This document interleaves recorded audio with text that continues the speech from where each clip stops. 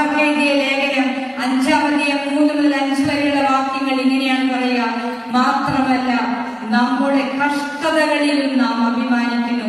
എന്തെന്നാൽ കഷ്ടത സഹനശീലവും, സഹനശീലം ആത്മധൈര്യവും, ആത്മധൈര്യം പ്രത്യാശയും ഉളവാക്കുന്നു എന്ന് നാം പറയുന്നു. പ്രത്യാശ നമ്മെ നിരാശരാക്കുന്നില്ല. ഹല്ലേലൂയ.